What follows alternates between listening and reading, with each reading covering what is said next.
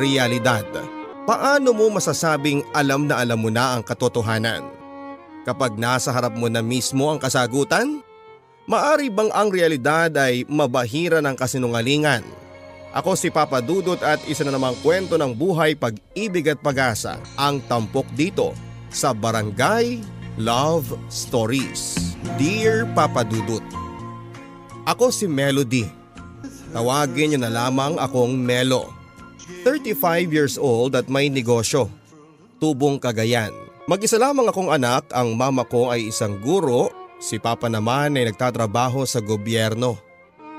Hindi sa pagmamayabang, Papa Dudut, pero masasabing may itsura ako.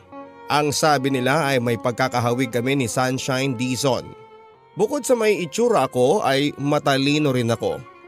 Sa katunayan ay nagtapos akong valedictorian ng elementary at high school. Ako kasi yung tipo ng batang hindi nakikipaglaro hanggat hindi natatapos sa mga assignments at pagre-review sa lahat ng subjects. Lumaki akong walang masyadong kaibigan at isa lang ang naging malapit sa akin na noong una ay kaaway ko pa, si Raymond. Kaklase ko siya mula grade 1 at siya ang kalaban ko sa mga honorable. Consistent kasi siya ang second honor. At gitgitan talaga ang laban namin sa klase. Nakakatuwa nga lang dahil kapag may dance presentation ay kami naman lagi ang pinagpa-partner. Kung pwede lang ay hindi na sasali doon, kaso ay kailangan din ng extracurricular activities bilang point sa honorable. Nagbago lang ang lahat noong nasa grade 6 na kami. Nagdadalaga na kasi ako noon at si Raymond ang unang itinabok ng puso ko. Bukod sa matalino ay gwapo pa siya. Sa totoo lang, Papa Dudut, ay wala namang kakaiba sa personality ni Raymond. Naiinis nga ako sa kanya noong una dahil pamisteryoso siya. Pero kalaunan ay nagustuhan ko naman ang personality niya. Tulad ko ay wala ring masyadong kaibigan si Raymond. Civil lang siyang makipag-usap sa mga kaklase namin. Isang araw ay ginanap ang butuhan for classroom officers. At tulad ng nakaraang taon ay ako ang nanalo bilang classroom president. Tulad ng kinakainasan ko ay si Raymond ang vice president. Alam kong galit siya sa akin, lalo tinalo ko naman siya sa pang-anim na beses bilang class president. Mula kasi noong grade 1 namin ay nakakalaban ko na siya sa pagiging presidente at lagi siyang talo. I can't remember anything na nagawa niya as president pagpaparinig sa akin ni Raymond. Palibhasa, veterana ka na, bitter sa matagal na panahon, maarteng sagot ko. Umismid sa akin si Raymond pero nginisian ko lamang siya. Sa pagdaan ng mga araw ay para kaming aso't pusa, lalo na kung patungkol sa opinyon ng isa't isa. Isang araw ay sinabihan kami ng class advisor namin na gumawa ng isang project. Sa loob-loob ko ay tuwang-tuwa ako pero ipinakita kong kunwari ay naiinis ako. About sa mga pangarap sa buhay namin after 10 years ang gagawin namin. Ililista namin iyon sa papel at pagkatapos ay ipepresent namin sa klase. Una akong nagsulat ng pangarap ko sa papel. Ang pangarap ko lang naman ay maging nurse at ang sabi ko sa rason ay gusto kong makatulong sa may sakit sa pamamagitan ng pag-aalaga sa kanila habang sila ay nasa ospital. Sumunod na nagsulat si Raymond. Ang pangarap niya ay maging doktor. Tumaas lang ang kilay ko sa rason niya. Ang sabi niya ay gusto niyang tumulong sa mga mahihirap kasama ang assistant niyang nurse. Hindi ko napigilang magkomento sa sinulat niya. Ang sabi diyan, in 10 years. Kulang ang 10 years para maging doktor. Elementary pa lang tayo, magbilang-bilang ka naman. Mataray kong komento. Yan bang pinuputok ng butsi mo? Or yung reason na assistant lang kita? Nakangising tanong niya. Isipin mo na ang gusto mong isipin. Nakakahiya lang na mali-mali ang ipepresent natin later. Sagot kong sinamahan ko ng pag-ikot ng eyeballs ko. Tumawa lang si Raymond at nakatingin lang sa amin ang mga group mates namin. Sanay na sila sa gawin naming iyon ni Raymond. Hanggang nagtapos kami ng elementarya ay para pa rin kaming aso at pusa. As expected ay valedictorian ako at si Raymond ang salutatorian. Hindi pa rin ako iniimikan ni Raymond noon. Alam kong masama ang loob niya dahil hindi pa rin niya ako matalo-talo. Hanggang high school kami ay rivals pa rin kami.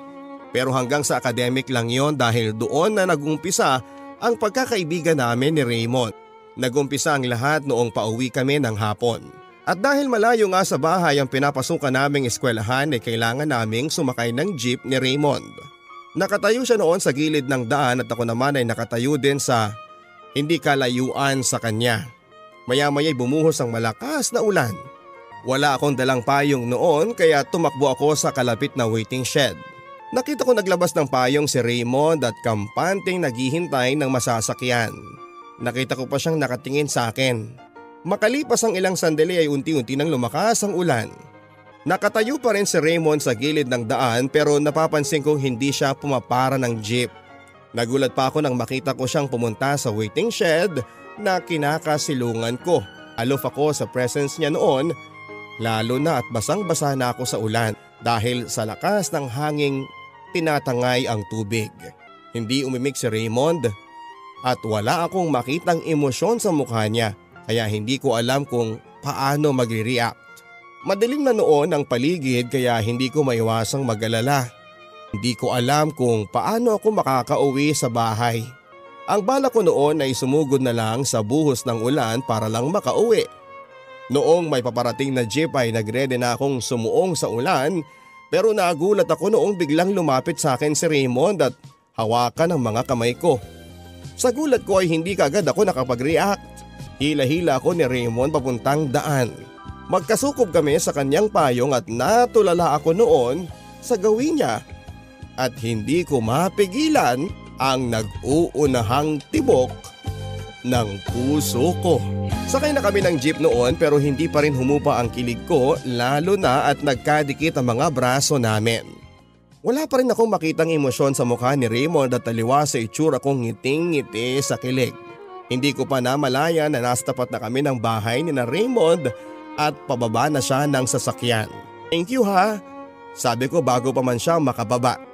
Halos matunaw ako noong sumagot siya ng isang matamis na ngiti. Lalo akong kinilig noong iwan niya sa kandungan ko ang kanyang payong. Wala siyang pakialam kahit mabasa pa siya sa ulan basta masigurado lang niyang safe akong makakauwi. Pagdating sa bahay ay hindi ko maitago ang kilig ko. Napakanta ako habang nagbibihis. Hanggang noong tawagan ako ni Mama para kumain ay ngiting-ngiti pa rin ako. "Ano yung ngiting yan, Melody? 13 ka pa lang, remember?" Taas kilay na sabi ni Mama at si Papa naman ay nakamasid lang sa amin. "Wala ma, masaya lang ako kasi mataas ang nakuha ko sa exam." Pagpapalusot ko pero habang kumakain ay hindi pa rin mawala sa isipan ko si Raymond. Hindi ako makapaniwalang mangyayari ang eksenang yon. Hanggang sa pagtulog ay si Raymond pa rin ang nilalaman ng isip ko. At hindi niya ako tinantanan hanggang sa panaginip. Excited akong pumasok kinabukasan. Daladala ko ang maayos sa pagkakatiklop na payong ni Raymond. Inesprayan ko pa ng pabango at nang makita ko siya ay kumabog ang dibdib ko. Dahil hindi ako sigurado kung tulad kahapon ay maganda ang mood niya. Napawi ang agam-agam ko noong makita niya ako'y napangiti siya. At siya pa mismo ang lumapit sa akin. Pakiramdam ko ibang Raymond ang nasa harapan ko ng mga sandaling yon. "Hi, salamat sa payong ha," sabi ko sabay abot ng payong niya. "Wala yun," maiksing sagot niya pero nandun pa rin ang ngiti sa kanyang labi. Habang nagkaklase ay hindi ko mapigilang mapalingon sa kanya. May mga pagkakataon na nagkakahulihan kami ng tingin. Maya-maya ay nakita ko siyang nagsulat sa maliit na papel at ipinaabot niya sa kaklase ko. Huminga pa ako ng malalim bago ko basahin kung ano ang nakasulat sa papel. "Sabay tayong mag-lunch later," sabi niya sa sulat. Napangiti ako noon at lumingon ako sa kanya. Kumindat pa siya sa akin. Sabay nga kami nag-lunch ni Raymond kinatanghalian. Nagkakahiyaan pa kami noong una pero kalaunan ay nag-usap na kami. "Sorry pala sa pagiging rude ko sa'yo noon ha. Alam mo naman, childish act. Wala ka naman kasing ibang ginawa kundi ang talunin ako." Nakatawang sabi niya. "Sorry din kasi sa tuwing natatalo kita, tuwang-tuwa ako. Lalo na kapag nakikita kitang nagagalit." Sagot ko. "How bad?" Kunwaring nagtatampong sabi niya. "Pero ngayon hindi na. Friends na tayo, hindi ba? Bawi ko. Napangiti lang si Raymond habang tumatango. Mula noon ay naging malapit kami sa isa't isa at araw-araw kaming magkasama. Tuluyang nahulog ang loob ko sa kanya. Nagkamali ako sa pagkakakilala ko sa kanya. Napaka down to earth niya at masarap kasama. Mabilis na lumipas ang araw, buwan at taon. 4th year high school na kami noon, pareho ni Raymond at 3 taon na kaming magkasintahan. Oo, Papa Dudut. Naging magkasintahan kami ni Raymond. At habang tumatagal kasi, ang pagkakaibigan namin ay palalim na ng palalim ang pag-ibig ko sa kanya. Kaya noong sabihin niyang mahal na niya ako ay hindi na ako nagpatumpik-tumpik pa. Sinagot ko siya kaagad, 13 anyos kami pareho noon pero pumasok na kami sa isang relasyon. Walang nagawa si Mama at Papa noong malaman nilang may nobyo na ako. Wala naman kasi silang naisumbat sa akin dahil nagtatap pa rin naman ako sa klase. Hindi namin pinabayaan ni Raymond ang pag-aaral namin. Ginawa naming inspirasyon ang isa't isa. Kapag nagtapos tayo ng college magpapakasal tayo kaagad. Ang sabi ni Raymond, minsang nasa ilalim kami ng puno sa harap ng bahay namin. Akala ko ba magdodoktor ka? Hindi ba matatagalan ka pa sa pag-aaral? Sagot ko, pwede pa rin naman yun eh. Itutuloy ko pa rin naman ang pagdodoktor kahit mag-asawa na tayo. Sagot niya. Ikaw ang bahala basta ako magne-nurse ako ha. Pero hindi ako papayag na magiging assistant mo ako balang araw. Oo naman. Ikaw ang boss ko eh. Sabi niya sabay akbay sa akin. February 14, 1995. Isa sa mga hindi ko makakalimutang araw ng mga puso.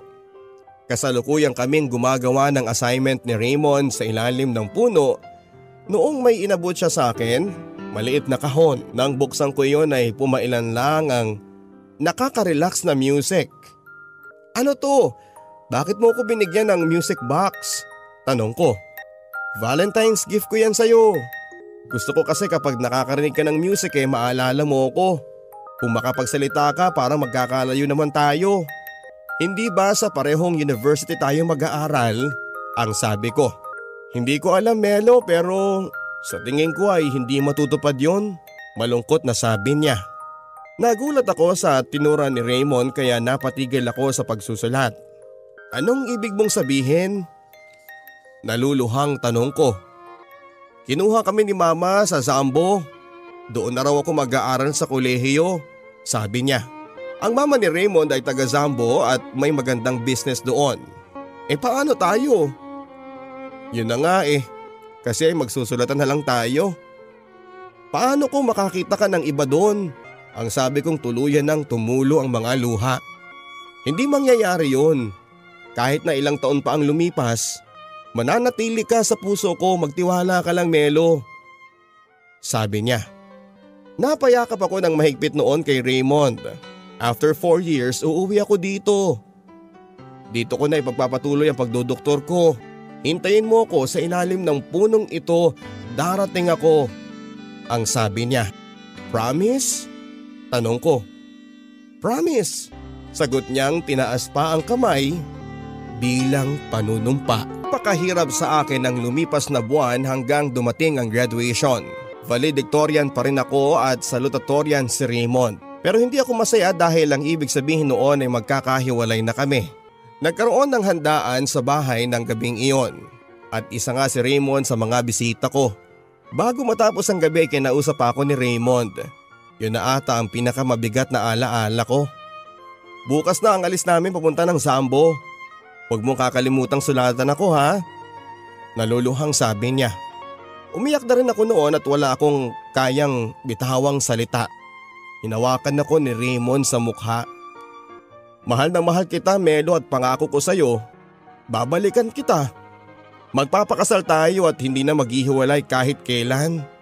Ang sabi niya. Mahal na mahal din kita Raymond at hihintayin kita, sagot ko. Nagkayakapan kami ni Raymond at noong maghiwalay kami ay masuyo niyang hinaplos ang pisngi ko. Napapikit na lamang ako noong ilapit niya ang mukha niya sa mukha ko. Ilang saglit lang ay magkalapat na. ang aming mga labi. 2 linggo pa lang ang nakakaraan simula noong umalis si Raymond ay nakatanggap kaagad ako ng sulat sa kanya. Habang binabasa ko ang sulat niya ay binuksan ko ang music box ko. Pakaramdam ko ay nasa tabi ko lamang siya sa tuwing naririnig ko ang tunog noon. Sa isang pahabang kahon ko inilagay ang sulat ni Raymond pati ang sumunod pa niyang mga sulat. Marami siyang kwento sa lugar ng mama niya. Ako naman ay nagkukwento tungkol sa mga kaganapan sa amin. Sa sulat niya ay hindi nawawala ang pangako niya na babalikan niya ako. At sa pagkakataong iyon ay magpapakasal kami. Iyon ang pinanghawakan ko sa relasyon namin, Papa Dudut. Hanggang sumapit ang pasukan sa kolehiyo. Kumuha ko ng kursong nursing at sa isang universidad malapit sa amin. Araw ng Sabado pauwi kami sa amin at malakas ang ulan noon. Hindi ko tuloy maiwasang maalala ang araw na isinukob ako ni Raymond sa payong niya na siyang dahilan ng pagkakamabutihan namin. Wala naman kasing akong payong noon at wala akong choice kundi ang sumuong sa buhos ng ulan. Hanggang makarating ako sa bayan namin ay malakas pa rin ang buhos ng ulan. Isang sakay pa ako bago makarating sa barangay. Kampante na ako noong makasakay ako ng jeep papunta ng barangay namin. Nasa pinakadulo ako malapit sa pintuan nakaupo. Matuloy ang takbo ng jeep dahil magdidilim na. Inaantok na ako noon dahil sa mahabang biyahe. Hindi ko na malaya na nakaidlip ako. Nagulat lang ako nang biglang nagsigawan ng mga kagaya kong mga pasahero. Napamulat ako sa pagkakagulat at kitang-kita ko ang panig sa mukha ng mga kasama kong pasahero. Ano nangyayari? Sumisigaw na ako sa panik. Natanggal ang gulong, sigaw ng driver. Mababangga tayo, sigaw ng isang pasahero. Napakapit ako ng mahigpit sa hawakan at hindi ko na alam kung ano ang mangyayari sa amin noon. Tanging mga sigawan ang narinig ko hanggang isang malakas na pagtama ng bakal sa kung saan. Sa lakas noon ay napabitaw ako sa hawak at ramdam ko ang katawang kong naihagis na kung saan. Nang bumagsak ako sa lupa ay pagulong-gulong ako pababa hanggang sa nawala na ako ng malay. Maraming haplo sa aking noo ang namalayan ko. Bago ako nagmulat ng mga mata ay pinakiramdaman ko muna ang sarili ko. Iginalaw ko isa-isang mga daliri ko sa paa, mga binti ko, kamay, balikat hanggang ulo. At nang masigurado kong wala naman akong dapat na ipag-alala ay kampante naman akong nagmulat ng mga mata. Inaasahan kong masilayan si mama sa tabi ko pero ilang segundo na akong nakadilat ay hindi ko pa rin siya makita. Nasa tabi ko siya. Oo, alam kong nasa tabi ko ang mama ko pero hindi ko siya makita. Iba, Papa Dudut, ang nakikita ko. Kadiliman. Ma, bakit madilim? Naiiyak kong tanong pero bahagyang singhap at maya-maya higbi ang sagot ni mama kasunod ng pagtawag niya sa doktor. Hinawakan ko ang dilat na dilat kong mga mata. Sinubukan kong kusutin sa pag-aakalang pansamantala lang ang lahat pero wala pa ring epekto. Doon ako napalahaw ng iyak. Hindi ako makakita. Bakit wala akong makita, Ma? Asan ka? Noon naman ay sumisigaw na ako. Dinala kaagad ako ni na mama sa isang eye center pagkalabas ng ospital. Ang sabi ng espesyalista na tumingin sa akin ay nagkaroon ako ng retinal detachment. Nawala sa posisyon na ang bilot ng aking mata na resulta ng aking pagkakabulag. Ang sabi ng doktor ay may pag-asa pa akong makakita pero kakailanganin ng malaking halaga at ilang pang mga pagsusuri. Agarang operasyon ang kailangang isagawa noon pero wala kaming sapat na pera para doon. Ang sabi ko kina mama ay mag-iipon na lamang muna kami. Pag uwi namin sa bahay ay pakiramdam ko ay ibang tao na ako. Naninibago pati sa mga lugar na kinalakhan ko. Wala akong sense of direction at pati direksyon ng buhay ko ay naglaho ng isang iglap. Tuluyang gumuho ang pangarap kong maging isang nurse, Papa Dudut. Ang sabi ng mga magulang ko ay subukan kong mamuhay ng normal pero ayaw pumayag ng isip ko. Tuluyan ko na rin tinalikuran ang pag-asang muli kaming magkikita ni Raymond. Alam kong imposible na at hindi ko alam kung matatanggap niya ako sa kalagayan ko.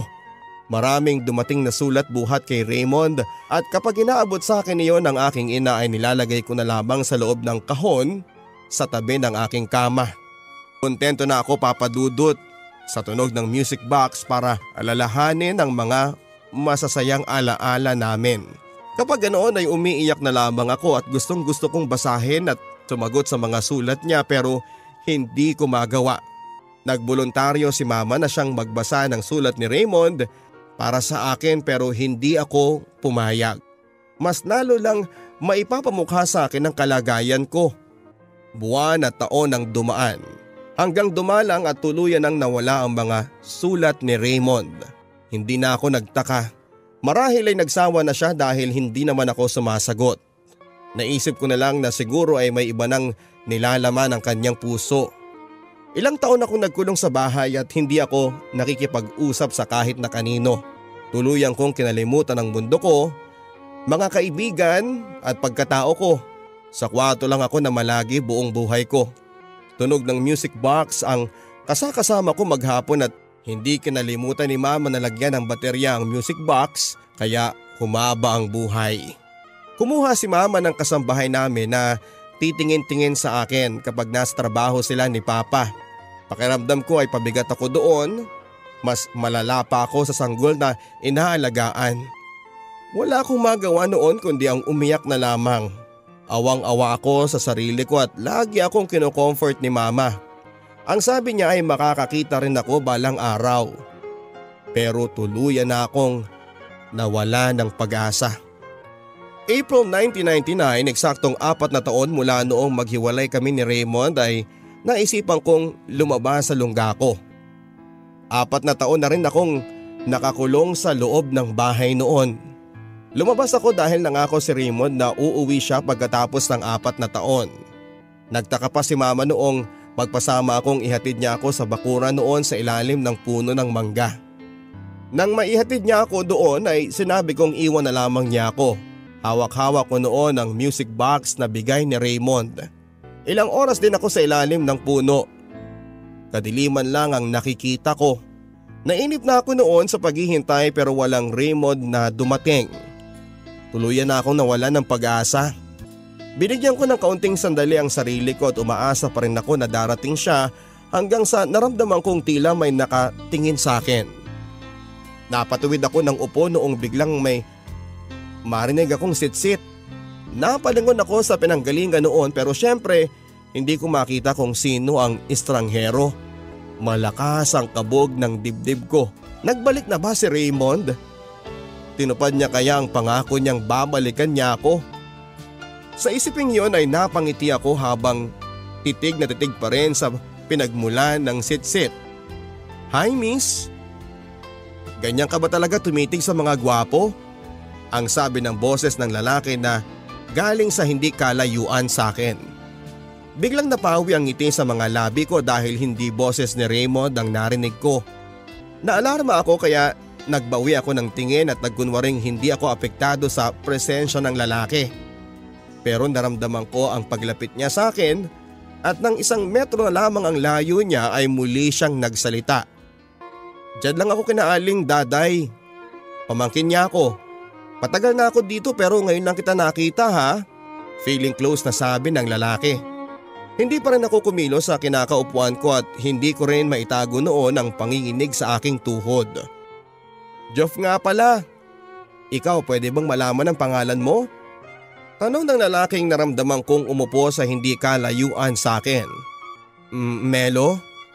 Melody? Tipid kong sagot habang nakayuko. Ramdam ko pa rin ang lakas ng kabog ng dibdib ko.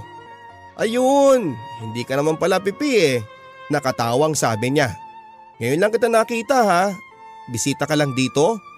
Muli niyang tanong at wala pa rin siyang kaide-ideya na isang bulag ang kausap niya. Hindi, bahay namin to. Ngayon ko lang naisipang lumabas. Ha? Magdadalawang taon na ako nanunuluyan dito tapos ngayon lang kita nakita. Takang tanong ng lalaking nagpakilalang Joff. Hindi talaga ako naglalalabas. Sobra ka naman. Paano ka makakakita ng gwapong tulad ko kung magkukulong ka lang?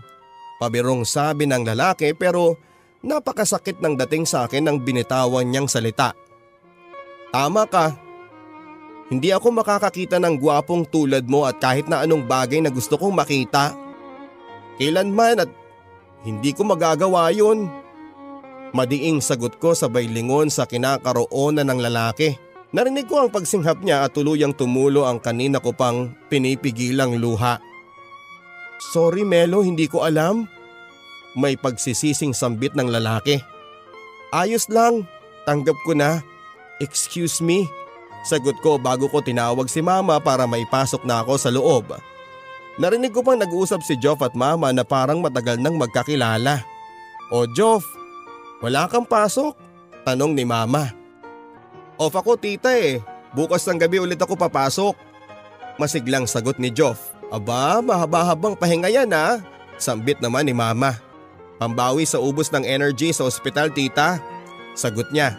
Na-curious ako sa sinabi ng lalaki pero hindi na lamang ako nagtanong. Maya-maya pa ay nagpaalam na si mama na ipapasok na ako sa loob at noong nasa kwarto na kami ni mama ay hindi ko na napigilang magtanong. Sino yun ma? Tanong ko. Si Joff, pamangkin ni Daday. Mabait na bata yun. Matagal na siya dyan sa kabila. Nurse yan sa ospital. Sagot ni mama. Hindi na ako muli pang nagtanong at mula noong araw na yon ay nagiging palaisipan sa akin ang itsura ni Joff. Kung sino-sinong artista ang naisip kong kamukha niya. Nakadagdag sa interes ko ang malamang isa siyang nurse. Ang propesyong pinangarap ko ngunit alam kong wala nang pag-asang maabot ko pa. Mula noon ay napapadalas na ako sa pagtambay sa ilalim ng puno habang naghihintay sa pagbabalik ni Raymond. At para na rin sa kagustuhan ko makausap muli si Joff. Sa tuwing may maririnig akong kaluskos ay otomatiko napapalingon ako sa pinanggalingan noon. Pero isang linggo na ang lumipas, mula noong araw na nakausap ko siya ay hindi na muling naulit pa. Kahit ganoon ay matyaga pa rin ako naghihintay hanggang isang araw ay muli kaming nagtagpo ni Joff. Sabi ko na nga ba, hindi mo matitiis ang kagwapuhan ko eh. Paunang bati ni Joff at ngumiti lang ako. Oy, hindi na siya galit sa akin. Bakit naman ako magagalit sa'yo? Nakangiting sagot ko. Naisip ko lang, kaya kapag nakikita kitang nakaupo dito hindi na lamang ako lumalapit. Sabi niya, ibig mong sabihin nakikita mo pala ako dito? Gulat kong tanong. Oo, hindi lang ako lumalapit kasi baka ako magalit ka sa akin. Kaya pinahupa ko muna. Sabi niya. Naramdaman kong umupo siya sa harap ko. Bagay sa'yo yung damit mo. Mahilig ka pala sa color red. Kakulay mo tuloy itong mga bulaklak sa paligid. Ang sabi niya na kinagulat ko. May mga bulaklak sa paligid? Nagtatakang tanong ko. Ang alam ko kasi hindi naman mahilig magtanim si mama ng halaman at marahil ay si Manang Sel ang nagtanim noon. Oo kaya, ayan napapaligiran ka ng bulaklak. Sagot niya. Natuwa ako papadudod sa mga sinabi ni Joff kaya hindi ko na napigilan pa ang sarili ko. Joff, pwede mo ba akong pitasan ng bulaklak? Nahihiyang sabi ko sa kanya. Sige ba? Atubiling sabi niya. Taglit lang ha, pipitasin ko ang pinakamagandang bulaklak dito. Huwag kang mainip, tuloy niya. Tumango lang ako at excited akong naghintay pero ilang minuto pa ang lumipas ay wala pa rin inaabot na bulaklak sa akin si Joff. Joff, wala ka bang napipiling bulaklak? Naiinip ng tanong ko pero walang sumasagot. Makaraan pa ang ilang minuto ay wala pa rin Joff ang sumagot sa akin kaya naisipan ko nang pumasok na lamang sa bahay. Akmang tatawagin ko na si Manang Sel nang biglang may naamoy akong mga rosas. Nadikit pa ang ilong ko sa mga talulot nito. Doon ako napangiti lalo na noong hawak-hawak ko na sa kamay ko ang mga bulaklak. Nagustuhan mo ba? Pinili ko ang pinakamagandang bulaklak para sa napakagandang dalaga. Litanya ni Joff. Salamat, sagot ko habang inaamoy ang nooy hawak-hawak kong mga bulaklak. Hindi ko napigilan ang muling pagtulo ng luha ko. Bakit ka umiiyak? Nag-aalalang tanong niya. Salamat ha. Natutuwa lang ako. Kahit na hindi ako nakakakita, alam kong napakaganda ng rosas na to. Na-imagine ko tuloy kung gaano kaganda ang paligid. Sana balang araw muli akong makakita Muli kong makita ang kagandahan ng mundo. Sambit ko. Wow, ang heavy nun ha. Hindi ko kinaya, Melo. Isa ka palang makata. Nakatawang sabi niya at natawa na rin ako. Hayaan mo, kapag nag-day off ako ipapasyal kita sa isang napakagandang lugar. Magsasawa ka sa bulaklak doon, sigurado magpapakamakata ka na naman, ang sabi niya. Talaga? Ngayon pa lang excited na ako. Promise yan, mula ngayon ako na ang magsisilbing mata mo. Sagot niya at na-touch naman ako sa mga sinabi niyang iyon. Salamat ha. Ngayon pa lang masasabi ko ng napakabuti mo. Sinserong sabi ko sa kanya. Naman, gwapo pa, sagot niya. Talaga? Sinong kamukha mong artista? Nai-excite na tanong ko. Si Cesar Montano. Mas gwapo lang siguro ako ng 1 inch. Idol ko yun. Di ang gwapo mo. Bulalas ko. Natawa siya sa reaksyon ko at marami pa kaming napag-usapan ni Joff tungkol sa pamilya niya at sa propesyon niya. 2 taon pa lamang siyang nurse pero marami na siyang karanasang kinaiinggitan ko. Tuwang-tuwa ako habang kausap ko siya. Marami siyang kwentong nakakatuwa. Pakaramdam ko tuloy, muli akong nagka-interes para sa masayang buhay. Isang araw, Papa Dudut, ay natupad ang pangarap ni Joff na ipapasyal niya ako. Ang sabi niya ay dadalhin niya ako sa park malapit sa munisipyo. May park ba doon? Takang tanong ko. Oo kaya. Ang ganda-ganda, madaming bulaklak. Malulula ka sa ganda ng lugar. Parang hardin, pagkukwento niya sa akin, Papa Dudut, habang nasa daan kami sakay ng single na motor. At habang nasa daanan din kami ay inilalarawan sa akin ni Joff ang mga nadadaanan naming puno, mga taong naglalakad at mga kabahayan. Ang gara ng bahay oh. Balang araw, magpapatayo ako ng ganyang bahay. Ang sabi niya nang may di umano'y may madaanan kaming magandang bahay. Ang ganda naman dito. Ang tagal ko nang nakalabas, sagot ko habang ini-imagine ang mga paglalarawan ni Joff sa daanan namin. Maya-maya pa ay tumigil kami sa isang lugar. Andito na tayo sa Hardin, Prinsesa. Ayan ang mga rosas. May iba't ibang klase ng bulaklak sa harapan mo ngayon. Pero sorry, no peeking daw, paglalarawan ni Joff sa lugar. Tapos dito sa bandang kaliwa mo maganda ang pagkakagawa ng landscape o pulidong-pulido oh. At may maliit na fish pond sa kanan mo. Ang laki ng isda oh. Pero sorry, bawal mamingwit. Paglalarawan niya. Ang ganda-ganda dito, Joff, bulalas ko. Habang ninanamnam sa isipan ko ang napakagandang tanawin. Matagal kaming umupo ni Joff sa upuang kahoy habang nakaupo ay ikinukwento niya ang mga nangyayari sa paligid. Kahit na hindi ko nakikita ay navivisualize ko naman ang tanawin ng mga sandaling iyon, Papa Dudut. Sabi nga ni Joff, parang hardin. Sa mga sumunod na day off ni Joff ay kasama ko siya. Nanonood kami ng movies sa bahay. Nakakatatlo kami at bilib na bilib ako sa kanya dahil hindi siya napapagod na maging mata ko. Hanggang nagising na lamang ako isang umaga sa kakatuwang pakiramdam. Umiibig na ako kay Joff, Papa Dudut. Hindi ko alam noon kung paano ko ipapaliwanag ang nararamdaman ko pero puso ko na ang nag-decide. Puso ko na ang kumilala kay Joff at kahit na anong pilit burahin ng isipan ko, ang nararamdaman ko ay nananaig ang tibok ng puso ko. Isang araw ay hindi ko na naitago ang nararamdaman ko kaya naglakas loob na akong kausapin si Joff. Nasa ilalim kami noon ng puno ng mangga. Bakit napakabait mo sa akin, Joff? Dahil ba naaawa ka sa kalagayan ko? Diretsong tanong ko. Bakit naman ako maaawa sa iyo hindi ka naman kaawa-awa? Ang mga nakakaawa yung mga taong nakakakita pero hindi marunong magpahalaga sa mga nasa paligid nila. Sagot niya. Bakit nga? Bakit pakiramdam ko ang bait-bait mo sa akin?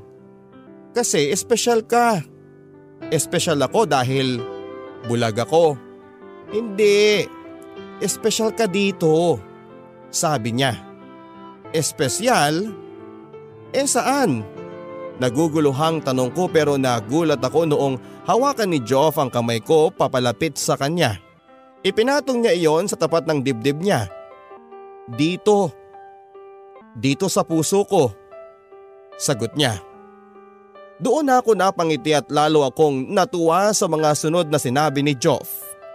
Hindi mo man nakikita pero alam kong ramdam mo. Mahal kita, Melo, at gagawin ko ang lahat na migaya ka lang. Ang sabi niya. Hindi na ako nakapagsalita pa, Papa Dudut. Kusang kumilos ang mga kamay ko para yakapin si Joff. Mahigpit ang pagkakayakap ko sa kanya. Makalipas ang ilang sandali, bumulong ako sa tenga niya. Mahal din kita, Joff. Mahal na mahal. Dumaan ang mga araw na punong-puno ng kaligayahan. Napakaganda ng tingin ko sa paligid. Makulay ang mundo ko, Papa Dudut, at hindi ko namalayan ang mabilis na paglipas ng taon dahil bawat segundo ng buhay ko ay napakaligaya. Napakamaalaga ni Joff at sa loob ng halos 4 na taon naming magkasintahan ay hindi siya pumalyang pangitiin ako araw-araw. Kahit na hindi ako nakakakita ay nag-i-effort pa rin siyang dalhin ako sa mga magagandang lugar. Ang sabi sa akin ni Joff ay tutulong siya sa mga magulang kong mag-ipon para sa operasyon ko, pero kung ako lang ang tatanungin ay ayos na ako sa kalagayan. Sa kalagayan ko. Maligaya ako at kontento na sa buhay na meron ako sa ngayon. Hanggang may dumating na isang tao sa pagkakataong hindi ko inaasahan. Nakaupo ako noon sa ilalim ng mangga dahil hinihintay ko si Joff galing sa night duty niya. Kapag ganoon kasi ay sabay kaming nag-aagahan bago siya umuwi para magpahinga. Nang makarinig ako ng yapak ay napangiti ako. Pagod ka ba sa duty mo? May kasiguraduhang tanong ko. Pero walang sumagot at napakunot noo ako dahil inaasahan kong may lalapit sa akin at hahalik sa noo ko tulad ng nakagawian ni Joff kapag ganoong darating siya. Sino yan? Kinakabahang tanong ko dahil ramdam ko na may nakatingin sa akin. Pero imbes na tao ang sumagot ay pumailan lang sa ere ang tunog ng pamilyar sa akin. Ang tunog na nakasama ko noong nagtatago pa lamang ako sa dilim. Ang tunog ng music box. Raymond? Napasinghap ako pagkabigas ko ng pangalang yon. Salamat naman at hindi mo pala ako nakakalimutan. Sagot ng pamilyar na boses. Hindi ko alam kung ano ang mararamdaman ko noon, kung matutuwa ba ako sa pagbabalik niya o hindi. Natatakot din akong baka madatnan kami ni Joff na magkasama. Baka kung ano ang isipin niya. Bakit ka nandito? Tanong ko. Nangako ako, hindi ba? Nababalikan kita, Melo. Nandito na ako at hindi ako aalis. Hindi na kita iiwanan pa. Sagot niya. Lalo akong pinanghinaan sa mga sinabi niya at kung noon ay sabik na sabik akong makita siya, sa pagkakataong yun ay parang gusto kong maglaho na lang sa harap niya.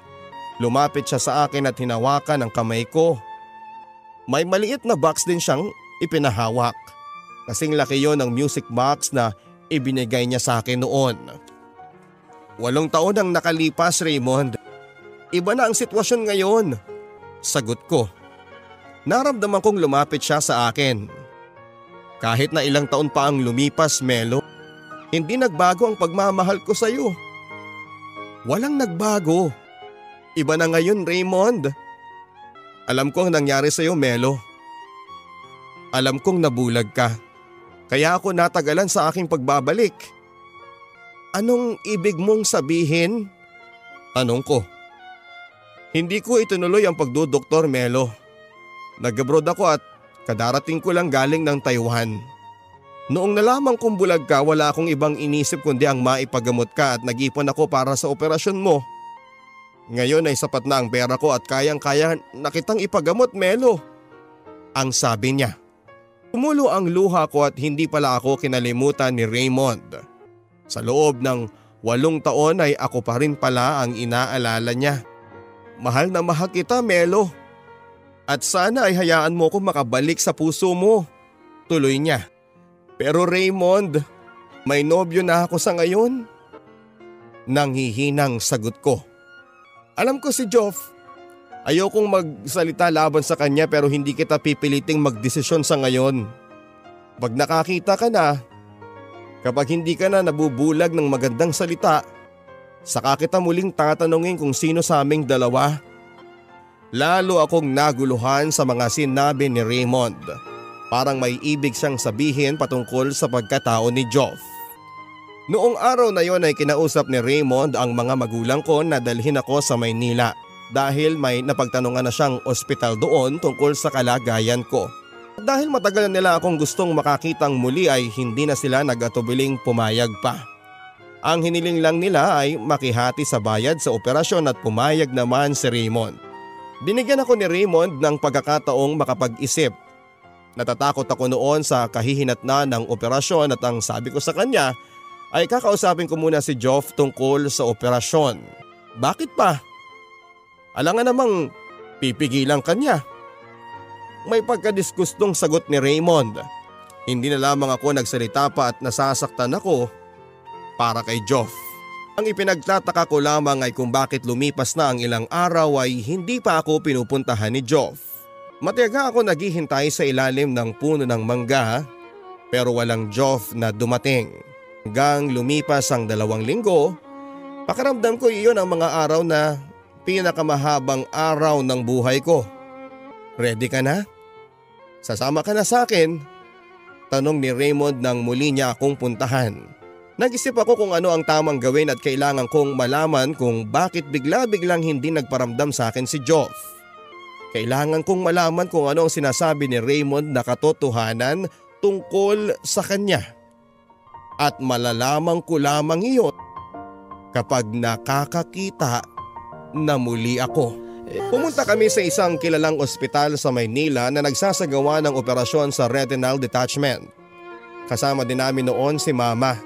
Takot na takot ako noong una dahil ang sabi ng doktor ay matapos ang kanyang pagsusuri ay 50-50 ang tsansa. Marami siyang paliwanag tungkol sa mga nangyari sa akin ngunit walang pumapasok sa utak ko.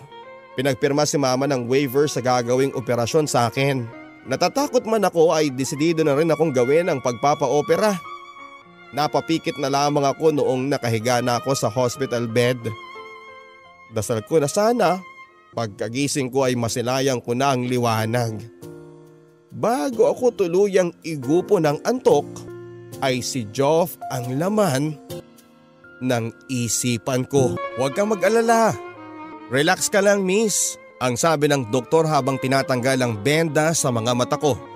Dahan-dahan sa pagmulat. Take time. Tuloy niya. Dahan-dahan ko ngang ibinukas ang mga mata ko. May liwanag. Pumikit ulit ako dahil hindi ko na mapigilan ang pagluha ko. Take time. Open your eyes now. Muli akong nagmulat ng mga mata. Hindi ko na napigilan ang pagtulo ng luha ko noong sa wakas ay may makita akong liwanag, Papa Dudut. Hanggang sa unti-unting nagkalarawan sa paligid ko. Isang lalaking nakangiti ang tumambad sa akin. Lalo siyang gumwapo sa pagdaan ng panahon. Ano? Nakakakita ka na ba, Melo? Nakangiting tanong sa akin ni Raymond. Oo, Raymond. Nakakakita na ako. Sagot kong hindi maitago ang labis na kaligayahan. Niyakap niya ako ng napakahigpit sa mga balikat niya. Doon ako napahagulhol. Nakakakita na ako! Nakakakita na ako! Sambit ko sa gitna ng aking pag-iyak. Nung humupa ang pag-iyak ko ay hinarap ako ni Raymond. Paglabas mo dito ipapasyal kita. At kahit saan mo gusto ipapakita ko sa iyo kung gaano kaganda ang mundo. Lumuluha ngunit nakangiting sabi ni Raymond. Gusto kong umuwi ka agad sa atin, Raymond. Sagot ko, ikaw ang bahala. Doon na kita ipapasyal sa atin, ang sabi niya. Ilang araw pa ako namalagi sa ospital habang nandoon ako ay alagang-alaga ako ni Raymond. Makalipas ang 1 linggong pamamalagi sa ospital para sa obserbasyon ay lula na kami ng eroplano pabalik ng probinsya. Kakaibang pakiramdam ko noon, Papa Dudut, dahil sa pagsayad pa lamang ng paa ko sa lupa, sa airport pa lamang ay inilibot ko na ang mga mata ko sa paligid para akong turista sa sarili kong lugar. Hindi maipaliwanag ang saya ko nang makita ko si Papa na nakatayo sa harap ng airport. Napatakbo ako sa kinakatayuan niya at nagkayakapan kami ng napakahigpit. "Nakakakita na ako, Papa." Tuwang-tuwang bulalas ko at hindi rin may tago ang sobrang kaligayahan ni Papa. "Oo nga anak." "Salamat naman sa Diyos," sagot ni Papa. "Naku, mamaya na yan sa bahay at marami pa kayong oras dalawa. Naghihintay ang mga pinsan mo doon." Ang sabad naman ni Mama na nakasunod sa amin kasama si Raymond. Akay-akay ako ni Papa. Halos 4 na oras kami sa biyahe pauwi sa bahay dahil sa tuwing may nakikita akong magandang tanawin ay pinapatigil ko ang sasakyan. Mabuti na lamang at naiintindihan ako ng mga kasama ko. Noong mapadaan kami sa munisipyo ay hinanap ko ang park na sinasabi ni Joff pero wala akong nakita. Hindi na lamang ako nag-isip dahil baka kako ibang daan ang dinadaanan namin. Noong papasok na kami sa barangay namin ay excited na ako. Gustong-gusto ko nang makita ang mga halaman sa paligid ng bahay namin, ang mga iba't ibang klase ng bulaklak na ikinukwento ni Joff. Maya-maya pa ay pumasok na ang sasakyan sa loob ng bakuran namin. Nagmamadali ako papadudot na bumaba para masilayan ang paligid. Pero kumunot ang noo ko nang makita ko ang paligid. Walang halamang namumulaklak, walang rosas, walang sampagita o kahit na anong klase ng bulaklak. "Ma, nasaan ang mga halaman? Bakit walang bulaklak?" takang tanong ko. "Ha? Anong halaman? Wala naman talaga. Kung bulaklak naman araw-araw dinadalhan ka noon ni Joff. Ewan ko ba kung saan niya pinagkukukuha yun dahil ibang-ibang klase naman," sagot ni Mama. Lalo akong naguluhan at nagsinungaling sa akin si Joff. Pinaniwala niya ako sa mga bagay na walang katotohanan. Pinamukha niya akong tanga at sa galit ko ay nagpunta ako kina Aling Daday. Isang lalaki ang nadatnang kong nakaupo sa harap ng bahay nila. "Joff? Ikaw ba si Joff?" tanong ko. Si Kuya Joff?" "Wala siya. Umuwi sa kanila, nagbakasyon," sagot ng lalaki. Hindi na ako nagtaka na hindi siya si Joff dahil ibang-ibang itsura niya sa Joff na kilala ko sa imahinasyon ko. Matangkad ang lalaki at nasa tama lang ang pangangatawan. Nakakasigurado akong hindi siya si Joff dahil hindi siya ganon kagwapo. Hindi siya kamukha ni Cesar Montano, may hawig ang lalaki kay Teddy Corpus ng Rocksteady. Mag-uusisa pa sana ako tungkol kay Joff pero narinig ko ang pagtawag sa akin ni Mama at mga pinsan ko. Bumalik na lamang ako sa bahay pero sinabi ko sa sarili kong maghaharap kami ni Joff at marami siyang ipapaliwanag sa akin. Kahit papaano ay bumalik ang sigla ko noong kasama ko na sa hapagkainan ng pamilya ko. Nagmistulang family reunion ng gabing iyon at sinelebrate namin ang pagbabalik ng paningin ko, Papa Dudut. Habang nagkwekwentuhan ay nanonood kami ng movies at hindi ko tuloy maiwasang maalala si Joff na siyang nakakasama ko dati sa panonood. Hanggang sa pagtulog ay hindi maalis sa isipan ko si Joff. Sa kabila ng galit ko sa kanya ay gusto ko pa rin siyang makita. Kinabukasan pagkagising ko ay nakangiti na kagad ako. Hindi ako nananaginip at talagang nakakakita na ako. Dali-dali akong lumabas sa bahay para masilayan ang unti-unting pagkalat ng liwanag. Naglalakad-lakad din ako sa paligid pati ang mga insekto ay na-appreciate ko. Mga mumunting bagay na noong bago ako mabulag ay hindi ko napapansin. Hanggang sumagi na naman sa isipan ko si Joff. Naglakad ako papunta kina Aling Daday. Magbabaka sakali lang sana na baka nakauwi na si Joff. Hindi ko na pinalampas ang araw na yon na hindi ko siya makausap. Nadatnang ko si Aling Daday na nagwawali sa kanilang bakuran. Kitang-kita ko ang saya sa kanyang mukha noong makita niya ako. "Magandang umaga po. Nandyan po si Joff?" Nakangiting tanong ko. Nasa loob nagkakape. Kagagaling lang niya sa trabaho niya," sagot niya. Napakunot noo ako sa tinura ni Aling Daday. Ang sabi kasi ng nakausap ko kahapon na pinsan ni Joff ay umuwi siya sa kanila. "Joff? Joff!" ang tawag ni Aling Daday. Malakas ang kabog ng dibdib ko noon sa pagkikita namin ni Joff. Pero nagulat ako sa lumabas na lalaki na may hawak pang tasa na umuusok na kape at pandesal. Siya ang lalaking nakausap ko kagabi na nagpakilalang pinsan ni Joff. Maski ang lalaking kamukha ni Teddy ng Rocksteady ay nagulat nang makita niya ako. O Joff, hinahanap ka ni Melody o. Diyan na muna kayo at magluluto ako ng agahan. Ang paalam naman ni Aling Daday. Matagal kami nagtitigan ni Joff at siya ang unang nagbago ng tingin. Akmang tatalikuran na niya ako noong kausapin ko siya. Bakit kailangan mong magsinungaling, Joff? Sadyang diniin ko ang pagkakabanggit ng pangalan niya. Hindi siya umimik at nakita ko siyang yumuko at umalog ang balikat. Sagutin mo ako, Joff. Bakit kailangan mo magsinungaling? Walang bulaklak sa paligid ng bahay. Walang park malapit sa munisipyo. Ano pa, Joff? Ano pang kasinungalingan ang inimbento mo? Puno ng galit na tanong ko. Matagal bago siya humarap sa akin at titig na titig ako sa mukha niya. Lahat? Lahat, Melo, tama ka. Nagsinungaling ako pero hindi kita ginawang tanga. Nagawa ko mag-imbento ng mga bagay na yon dahil gusto ko kahit na imahinasyon man lang ay maging masaya ka. Ayokong puro na lang dilim ang nakikita mo. Alam mo ba na sa tuwing nakikita ko ang mga ngiti mo, sa tuwing nilalarawan ko ang mga iniimbento ko, maligayang maligaya ako. Umiiyak na sabi niya. Natulala ako sa mga binitawang salita ni Joff at hindi ako nakapagsalita pa. Pero nagunahang tumulo ang mga luha ko. Pati ba yung pagmamahal mo sa akin? Imbento mo lang, Joff? Humihikbing tanong ko sa kanya. Tanungin mo ang sarili mo, Melody. Ikaw ang makakasagot niyan. Sagot niya. Magsasalita pa sana ako pero nakita kong lumabas si Aling Daday kaya hindi ko na nasabi ang laman ng isipan ko. Tumalikod na lamang ako pabalik ng bahay namin.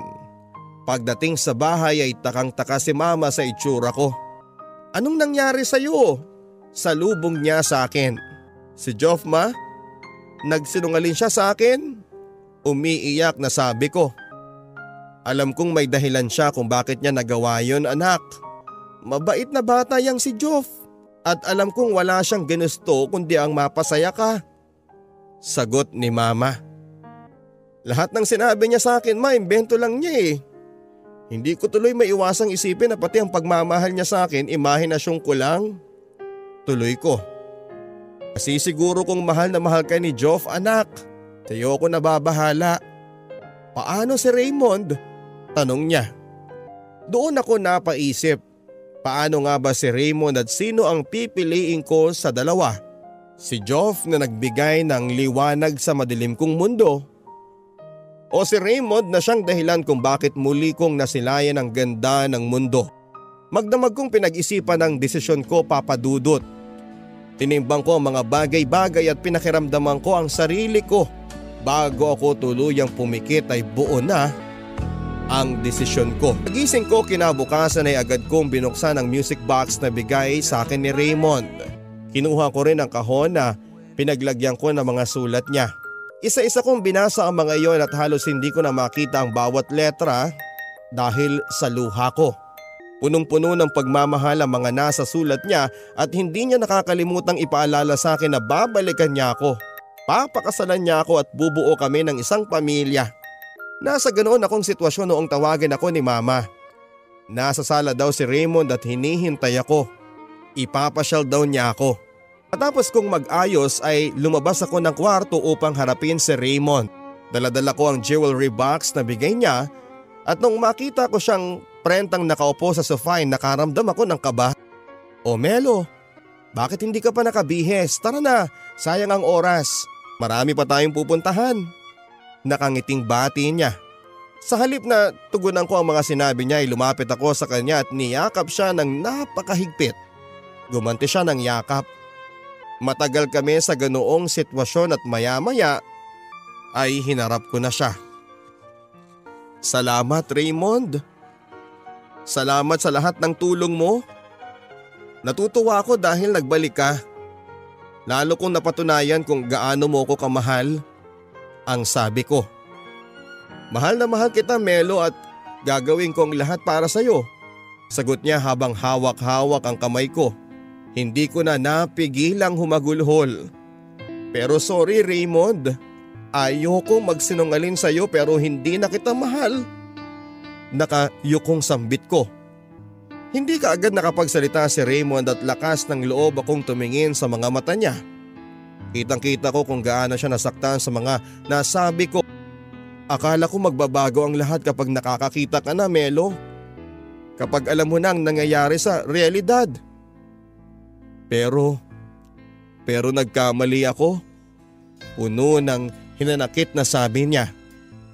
Hindi pala sapat ang mata para makita ang katotohanan, Raymond. Kailangang samahan ng puso. Sa pagkakataong ito, puso kong nakakakita ng realidad. Mahal ko siya, Raymond. Sagot ko. Alam kong masakit para kay Raymond ang lahat ng mga sinabi ko.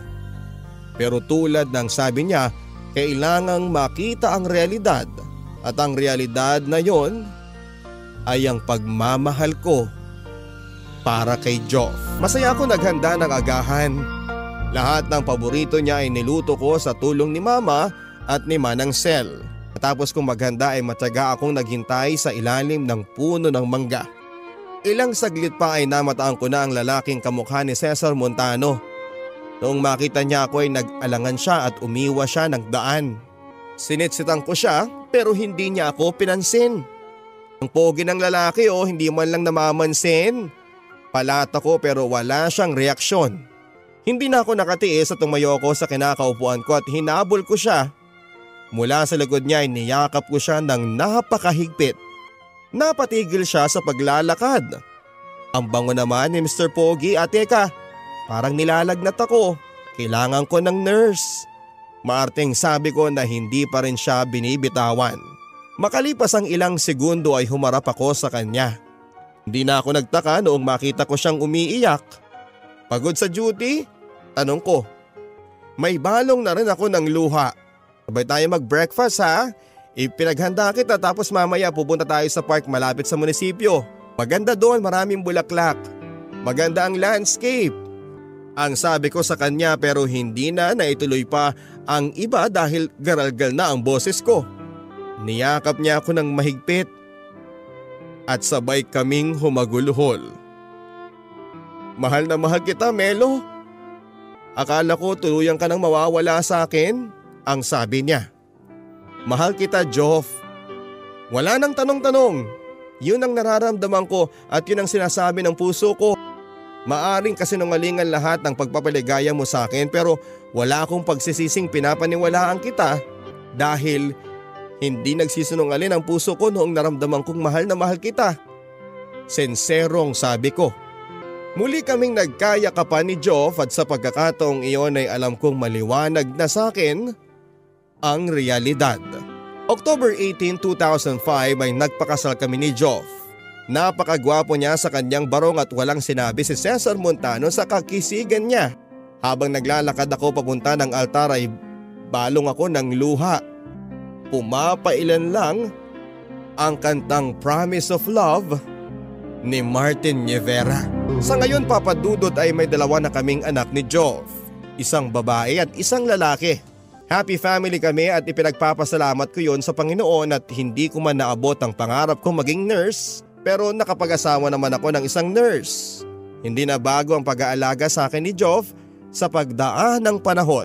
Pati sa mga anak namin, napakaswerte ko sa kanya, Papa Dudut. Kontento na ako sa buhay ko sa ngayon. Mabuti na lamang at sinunod ko ang sigaw ng puso ko. Anyway, masyado na atang mahaba ang sulat ko, Papa Dudut. Hanggang dito na lamang. Sana kahit papaano ay nakapagbigay ako ng aral at inspirasyon sa mga kabarangay natin. Umasa po kayong lagi akong makikinig sa lahat ng programa ninyo, Papa Dudut. More power. Live well. Lubos na nagpapasalamat ang inyong kabarangay at inyong kapuso, Melody. Maraming salamat, Melo o Melody, sa pagbabahagi sa amin ng kwento ng iyong buhay, pag-ibig at pag-asa. Pinuksan mo ang aming mga mata sa kagandahan ng pag-ibig. Salamat sa pagpapaalala ng pagpapahalaga sa bawat mumunting bagay na aming nakikita sa ngayon.